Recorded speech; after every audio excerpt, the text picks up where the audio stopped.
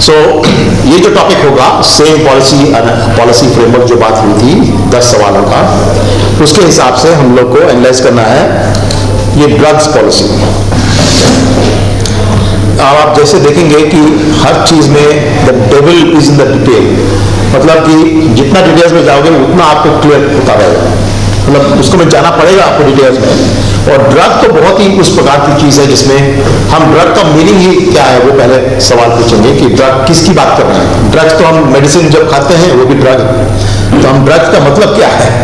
Drugs के भी होते हैं कई किस्म, जैसे अल्कोहल भी ड्रग है, आपका ये गांजा भी ड्रग है मारिजुआना, और आपके हेरोइन है, फिर आपके कोकेन है, फिर आपका एक्सटेसी है, फिर आपके और मेथाइल क्या बोलते हैं, बड़े अजीब किस्म के नाम हैं उनके साथ जो एडवांस्ड ड्रग्स हैं। तो ये सारे ड्रग्स, आइस वगैरह होता है उसको बोलते हैं, पता नहीं।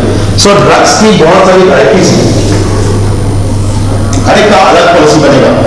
So the point is drug number 1, number 2, number 3, number 4, हम इसको क्लासिफाई करेंगे in the nature of the harm. पहले तो हम हार्म को अंडरस्टैंड करेंगे कि किसकी बात कर रहे हैं। अगर कोई अल्कोहल की टाइप की चीज है जिसका अगर आप मॉडरेट यूज करें तो उसका कोई हार्म नहीं है, उसका शायद बेनिफिट ही हो, तो फिर उसको हम ड्रग 1 कहते हैं, अल्कोहल वगैरह उसको छोड़ देंगे, उसका सेपरेट पॉलिसी होगा। क्योंकि ड्रग अगर अल्कोहल को ज्यादा पी रहा है, उसको अगर नुकसान कर रहा है फैमिली को या अपने ड्राइव कर रहा है, तो उसके लिए अलग पॉलिसी होगी। तो अल्कोहल कंट्रोल के लिए आपका जैसे वेस्ट में होता है, that I agree with that policy. वो जल्दी होता है, आपका रोड में टेस्टिंग हो जाती है, आपका ब्रेथ टेस्ट हो जाता है, आप सड़क पे आपको अलाउड नहीं है पर्टिकुलर लेवल के बाद अल्कोहल का लेवल ब्लड के अंदर, ठीक है। सो वो हम इस प्रकार की पॉलिसी काफी वर्ल्ड में चल रही हैं, there is no real problem. So that one we say we can just follow the standard जो पॉलिसी है। फिर आपका होता है मारिजुआना, कैसे करेंगे मारिजुआना,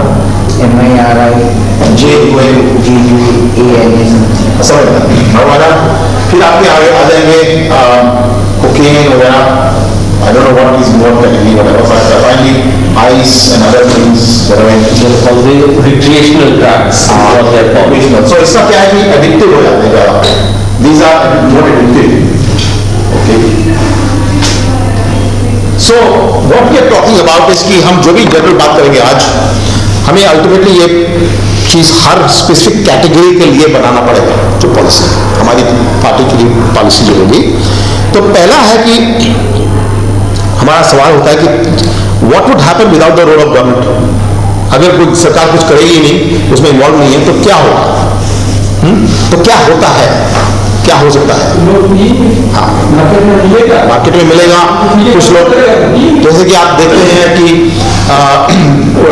एक जमाने में ओपियम एक किस्म का मारिजुआना है, हशीश वगैरह, तो अफीम बोलते हैं, तो ये लोग चाइना में ओपियम वॉर्स होती थी और ओपियम काफी पॉपुलर हो गया था। बिहार से मलकाना सबसे ज्यादा। सो अगर गवर्नमेंट ना हो तो ये लोग अपना डिपेंडिंग ऑन द कंडीशन, क्योंकि सेलर तो है कि मैं ज्यादा बेचूं, उसका है कि मैं ज्यादा प्रोड्यूस करूं और ये डिमांड को बढ़ाऊं, और ये एडिक्टिव है। एडिक्टिव का फायदा ये है कि इसको जितना दिया और अगले दिन और मांगेंगे, ठीक है। तो फिर तो मार्केट में तो ये टेंडेंसी है कि ठीक है इसको ज्यादा सप्लाई करिए। ब्रिटिशर्स ने ये बोला कि हम फ्री ट्रेड चाहते हैं, हमें ओपियम बेचना है चाइना से। all the opium war was based on that. They were saying it's about the idea of free trade, but they were not considering the idea or the harm of the harm. तो open market में अगर drugs जाते हैं without any control at all, then we can agree that in almost all cases there may be some issues. So there may be excessive drug addiction, productivity loss, children getting harmed by suicide or cutting themselves, accident, so drunk driving and all those things. So हम ये मान के जरूर agree करते हैं कि drugs needs maybe some role for government। तो पहला हर्डल क्रॉस हो गया कि आगे चलते हैं, मान लिया, ठीक है। तो अब सवाल है कि क्या हार्म, क्या एक्चुअल हार्म क्या है किसी भी चीज का, उसके बिना अंडरस्टैंड किए कि हार्म एक्चुअल क्या है, जैसे प्लास्टिक बैग का था कि लीटर हार्म कर रहा है, प्लास्टिक बैग इटसेल्फ जो लैंडफिल जाता है वो हार्म नहीं करता अगर लैंडफिल ढंग से बनाई हो. So like this in this case also we have to find out what is the real problem. Market failure बोलते हैं इसको. What is the actual market failure? So जो पहला स्टेप था, बाय द वे, सवाल था मार्केट फेलियर है क्या, उसको इकोनॉमिक्स में बोलेंगे मार्केट फेलियर. जब हमने पहला सवाल पूछा वो एक्चुअली इसको बोलेंगे इज देयर मार्केट फेलियर. तो मार्केट अपने आप चलती है विदाउट गवर्नमेंट, तो then something may go wrong in some cases, and in this case we agree that there is something may go wrong. In the case of beef we can not agree with the first step. In the case of beef हमारा कोई first step में कोई नुकसान नहीं है, तो second step जाने का जरूरत ही नहीं. There is no market failure in the beef market. तो यहाँ जो बैन किया हुआ है वो तो बिल्कुल कहते हैं ना extremist, is nothing but terrorism. Religion is involved. Then all the It is called religious terrorism, Yes. which is imposing its policy on a burden, on a thing which is not causing any harm if the market is not, if there is no government. कुछ harm नहीं है किसी को. Okay? So therefore market can self-regulate. So anyway, in this case we agree that there is a problem. Films, in the case of films also there is no harm. Absolutely no harm. Except you might say कि ठीक है अपना self regulate कर लो, अपना RM वगैरह लगा दो certification, पर पेरेंट्स का कंट्रोल होगा तो सब ठीक है. तो नो, बच्चे इंफॉर्मेशन ले रहे हैं या कुछ कर रहे हैं, that's fine, let them do it. Available वैसे भी है गूगल. उसके लिए नहीं करते हैं, उसका रिलीजियस सेंटिमेंट हर्ट हो जाता है. हाँ, उसमें एक बात है, प्रॉब्लम वो लोग ही करता है. ये जो है ये रिलीजियस टेररिज्म है. जैसे कि आजकल बहुत हफ्ते में आजकल जो चल रहा है BHP का गुंडागिरी और बाकी में गुंडागिरी, ये सब इसमें कोई हार्म नहीं है, कोई प्रॉब्लम नहीं है, मार्केट फेलियर नहीं है, but they want something to do, कुछ करना है. ठीक है, हम उसको सपोर्ट नहीं करते. We do not support such kind of policy, because our first thing is कि सरकार कुछ नहीं करेगी जब तक किसी का नुकसान ना हो. अब नुकसान तो प्रूव करना पड़ेगा. You must have harm, otherwise you have no basis to act. So in this case we are saying excess, ये तो बड़ा स्टैंडर्ड है, तो एक्सेस अल्कोहल कैन हार्म, सब मान लिया, उसका blood test, alcohol blood testing वगैरह. इनके केस में मारवाना में मैं जो पढ़ रहा हूँ और एजुकेशन सॉरी जो नेटफ्लिक्स में मूवीज आ रही हैं, नई मूवीज, उनमें भी है कि मारवाना की कई वैरायटीज हैं. एक होता है सिंपल सा, उसमें दूसरा होता है THC का लेवल बहुत हाई होता है. THC जो इसका मेन कंपोनेंट है एडिक्टिव, कुछ में कम होता है, कुछ में बहुत हाई होता है. So different types of plants are there. So we are saying that some में हार्म, इसमें कुछ है जो आपको हार्मफुल हो सकता है. ओके, एट सम लेवल, बाकी में ज्यादा हो जाते हैं जो level 3 level 4 category. So we are seeing that drugs में there is definitely a problem that it can cause harm. Now that's we agree there is a problem. तो number 2 या नंबर 3 पे जाते हैं कि फर्स्ट प्रिंसिपल्स टेस्ट, कि ये चीज लाइफ और लिबर्टी में अफेक्ट करती है क्या हमारी, तो हमारा डिफेंस सिक्योरिटी वगैरह में. तो ये मेरे ख्याल से एक किस्म से आप मान सकते हैं कि अगर आपने किसी को एक्सीडेंट कर दिया ड्रंकन करके, तो आपका होमिसाइड हो गया, you get 2 years in jail, whatever. So there is a fundamental issue here of security. Security का भी इसमें इन्वॉल्वमेंट है. तो this is not a very strict thing कि सिर्फ एनवायरमेंट हार्म हो रहा है, इसमें लाइफ भी हार्म हो रहा है अच्छा खासा. So this is not a more power, ये तो मतलब more important policy for us to consider in more detail. So we agree with that there is a real issue here. It is not just a second order function, it could be a first order function. एक तो है भैया ban alcohol, ban marijuana, ban this, so it's not banned. और दूसरा है आपका light handed regulation, मतलब regulation करना है in this case हल्के minimum. Now what type it is, we will come to that. As I explained, वो फिर से दोबारा एक्सप्लेन करेंगे कि kind of regulation that we have in our party's manifesto is a bit of a light-handed regulation. It is not heavy-handed. Because also मैं prohibition पे जाना चाहता हूँ थोड़ा सा for 1 minute, because not everybody may know that the 13th amendment of the American Constitution was made in 1920s or 1930s. So prohibition का मतलब ये है कि शराबबंदी, नशाबंदी जैसा बिहार में किया गया है, वो तो है, गुजरात में है बहुत सालों से, तब कि वहाँ आप बेच ही नहीं सकते, कोई दुकान नहीं हो सकती. तो वो जो रोक है, जो बैन किया है, उसका सबसे बड़ा एग्जाम्पल हमारे हाथ में है कि क्या होता है, वो है अमेरिका। अब आप सोचेंगे अमेरिका तो फ्री मार्केट फ्री कंट्री है, पर नहीं, उन्होंने भी अपनी बेवकूफी में एक अमेंडमेंट पास किया कॉन्स्टिट्यूशन का, क्योंकि कॉन्स्टिट्यूशन के हिसाब से वो बैन नहीं कर सकते हैं। उनका जो कॉन्स्टिट्यूशन था ओरिजिनल, उसमें बैन नहीं अलाउड है। तो इन्होंने एक्स्ट्रा अमेंडमेंट पास किया कॉन्स्टिट्यूशन का कि you will ban this alcohol, ठीक है। तो वो अमेंडमेंट कॉन्स्टिट्यूशन का हो गया। एंड देन उसका जो स्टोरी है वो बड़ा अच्छा है नेटफ्लिक्स के ऊपर, you should read watch it, कि शुरू में प्रॉब्लम्स आती थी कि कुछ लोग पीते थे, कुछ लोग मारते थे एक दूसरे को, तो हार्म जो होता था, अल्कोहल का हार्म होता है, कोई शक नहीं है। उसके बाद क्या हुआ कि अल्कोहल का सप्लाई बढ़ गया, वो पूरा छुप गया मार्केट से, कि वो क्योंकि दुकानों में नहीं बिक सकता। उसके बाद वो दिखाते हैं कि जो इतना पॉपुलर हो गया अल्कोहल, क्योंकि जो लोग पहले भी नहीं पीते थे वो भी शुरू कर दिए, कि ये बड़ा रिबेलियन का है केस है कि भैया हमें तो जरूरी है, ये तो बैन किया हुआ है तो लेना ही है। तो उसके बाद वो हर घर के जो बेसमेंट होती थी या कोई पीछे गैराज या उसके एक छोटी सी खिड़की बना के वहां पे लोग अपना स्टॉक रखते थे। स्मगलिंग क्यूबा से बहुत जबरदस्त शुरू हो गई। उसमें वो माफिया, आपके जो माफिया थे ना, ये आल कैपोने वगैरह, ये सब उसी के जमाने के हैं, जो बड़े बड़े माफिया हम मानते हैं न्यूयॉर्क के, उसी के पनपे क्रिमिनल्स, उनका यही धंधा था कि वो क्यूबा से राम, अल्कोहल जो भी आता है बड़ा सस्ते दाम में वहां प्रोड्यूस होता था, क्योंकि वहां पे तो शुगर केन है, शुगर केन से अल्कोहल बनता है। तो ठीक है, बहुत सारा अल्कोहल आ गया और वो अल्कोहल शिपों में आ गया, वो पुलिस वाले को ब्राइब दे दिया, इसका अपने उसमें ले गए अपना वेयर हाउस में, वहां से सीक्रेटली ट्रक में भेजा। और वहां पे क्या है कि आप बाजार में जाए तो लोगों ने अपने कोट के अंदर अपनी रखी हुई बोतलें करके बेच रहे हैं, ठीक है। तो अल्कोहल जो पहले कम था मार्केट में, केवल दुकानों में मिलता था, वो अब सब जगह हो गया, सब ठीक है, और सबने पीना शुरू कर दिया। तो और सारी की सारी पुलिस उनकी करप्ट हो गई। पुलिस एक जमाने में उनकी बड़ी अच्छी थी, कोई करप्शन नहीं था। हाँ, तो करप्शन हो गया, तो सारी पुलिस करप्ट हो गई। और उनका कहते हैं ना कि जो क्राइम, किलिंग्स, गैंग्स बन गए बहुत सारे। कोई कंट्रोल करेगा क्यूबा का, इस एरिया का, कुछ एरिया का, तो वो करते कराते उनका मारामारी और ये क्राइम और उसका नुकसान तो वो डबल हो गया जो इसको कंट्रोल करना चाहते थे। तो उन्होंने 5-7 साल स्टडी किया, सारे लोग परेशान। फाइनली अमेरिका ने उस अमेंडमेंट को विड्रॉ कर दिया, कैंसिल कर दिया। सो अमेंडमेंट खत्म हो गई और अमेरिका का क्राइम खत्म हो गया, उसके जो पुलिस की करप्शन है वो खत्म हो गई, और लोग का जो नुकसान था वो वैसे ही चल रहा है।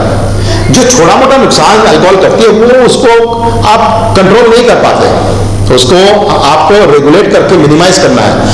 इन केस में ये पॉइंट हो गया क्लियर कि आप प्रोहिबिशन का जो ऑप्शन है हमारा, इसको हम बहुत ध्यान से बारीक से सोचें कि इसका ये अनइंटेंडेड कॉन्सिक्वेंसेस क्या है। हम इंटेंशन तो हमारा है कि पूरा बंद हो जाए, पर एक्चुअली सप्लाई बढ़ जाता है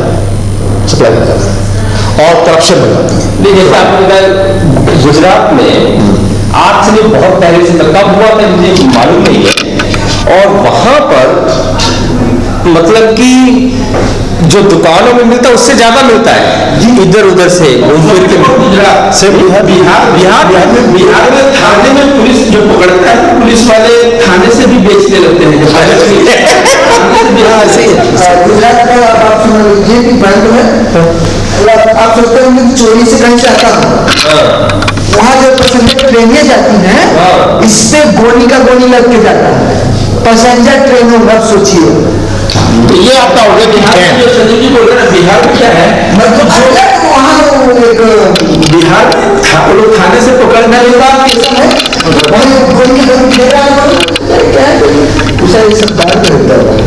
और बिहार में वैसे तो माफिया हो ही गया है, शराब माफिया।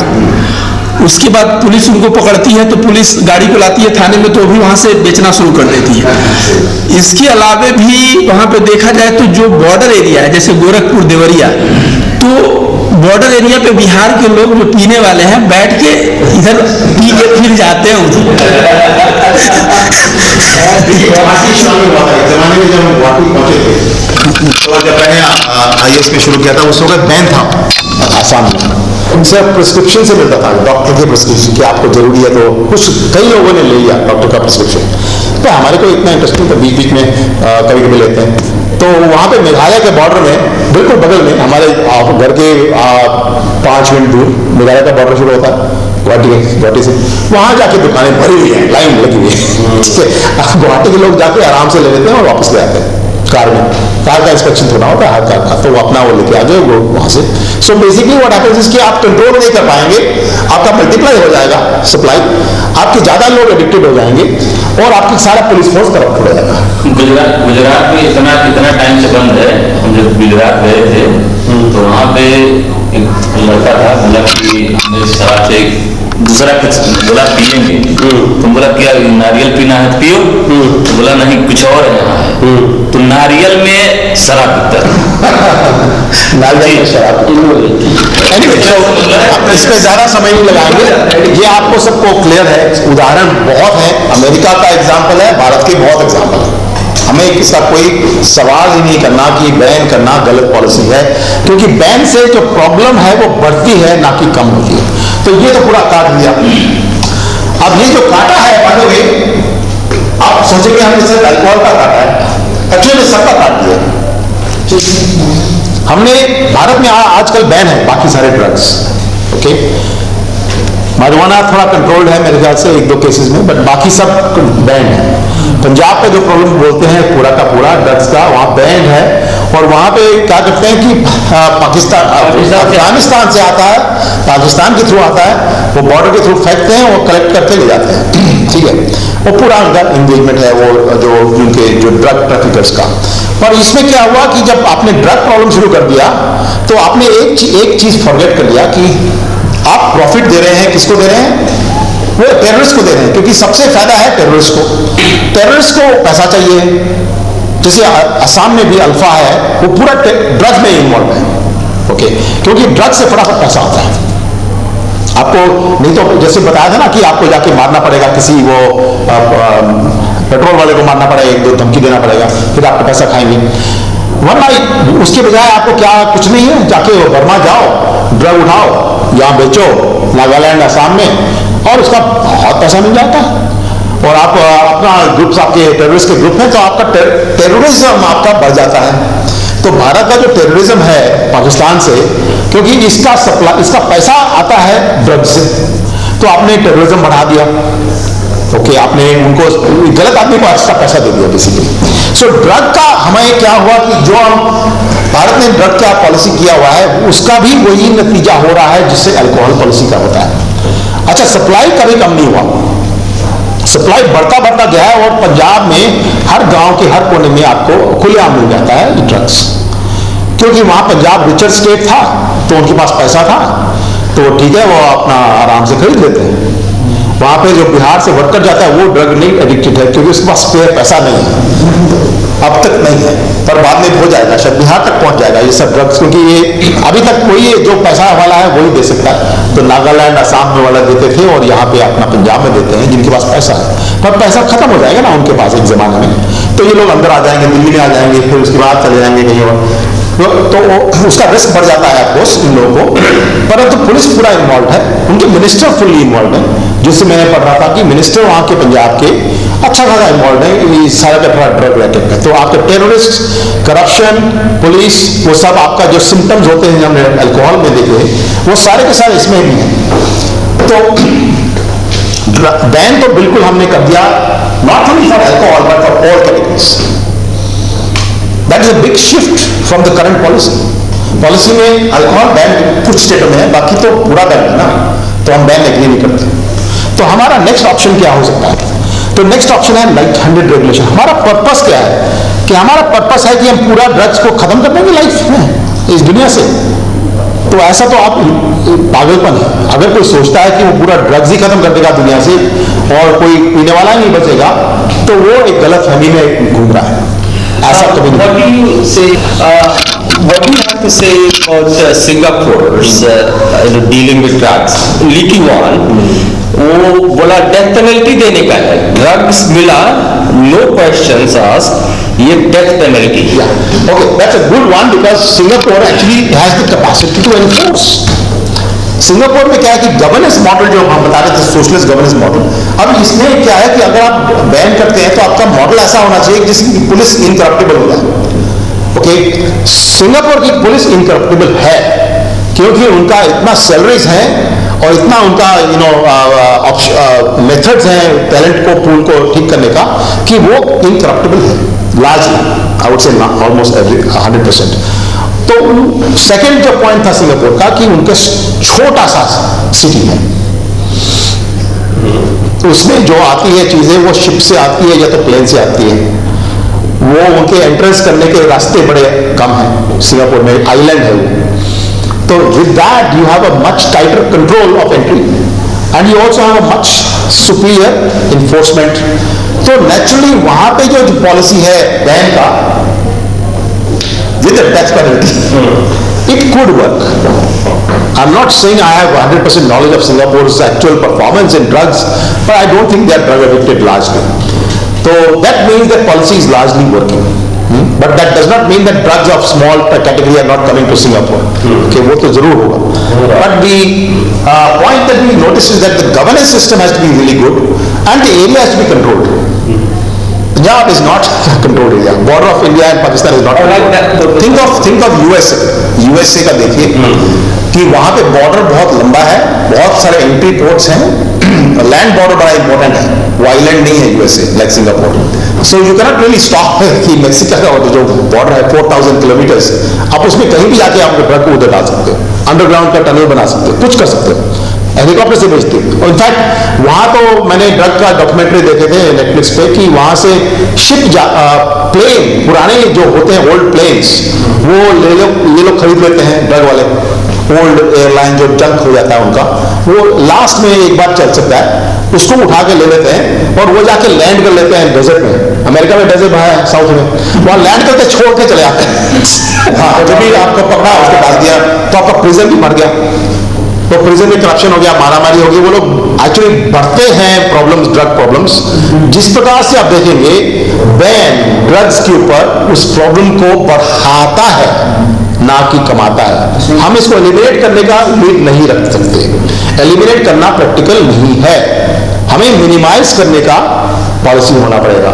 और minimising harm means you have to not do the ban, but then you do a targeted policy to rehabilitate people, to identify people, to have it available under supervision. आपको transparent चाहिए कि drug आया गया कहां पे गया, और आपको मार्केट के थ्रू करना पड़ेगा ताकि आपको सारा इंफॉर्मेशन मिलता रहे कि कहां से आया, कितना प्राइस का था, क्वालिटी का क्या था और किसने लिया और उसका क्या फ्यूचर है उस बच्चे का। जब आपका पूरा सिस्टम ट्रांसपेरेंट हो जाएगा, so we are talking of regulation of drugs. Anyway, I will go to the question again. Options की बात हो रही थी, तो हमारी ऑप्शंस हैं बैन से लेकर light handed regulation. We are talking of light handed regulation now and I will come to the next, freedom test.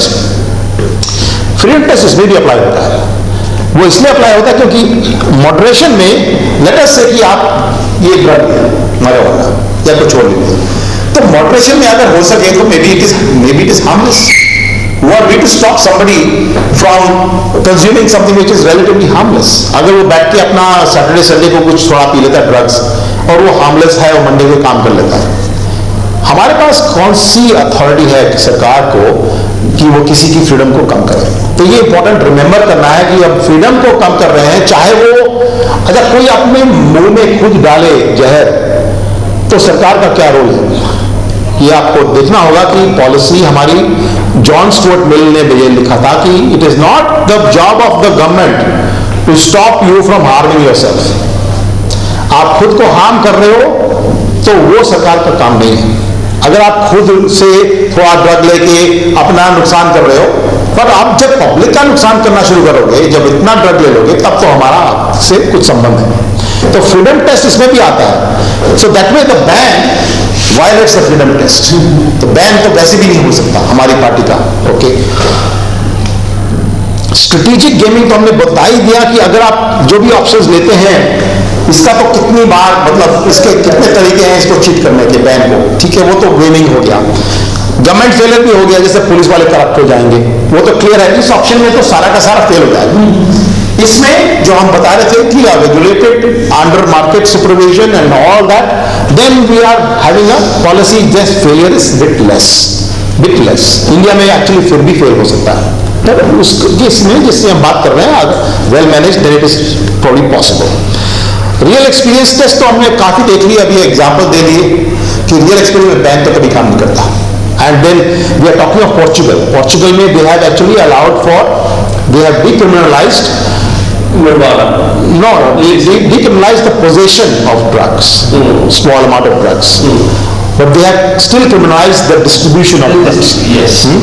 हमारा डिस्ट्रीब्यूशन भी हम डिक्रिमिनलाइज करके रेगुलेट करेंगे। आप डिस्ट्रीब्यूट कर रहे हो पाकिस्तान से ले अफगानिस्तान में, प्लीज ब्रिंग इट, हमारा डिक्लेयर करो, उसको जाके दुकान में बेचो, that's fine. We are talking of complete regulation of drugs, not the decriminalization of something. We are going a little bit ahead because that will bring us greater transparency. अब ये सब करके फाइनली नंबर 9 आता है cost benefit test. तो cost benefit test में तो ये आराम से पास हो जाएगा। ये जो लाइट हैंडेड है, बैंक तो एनफोर्स भी नहीं कर पाते, तो उसका तो कॉस्ट बहुत हाई है सोसाइटी को।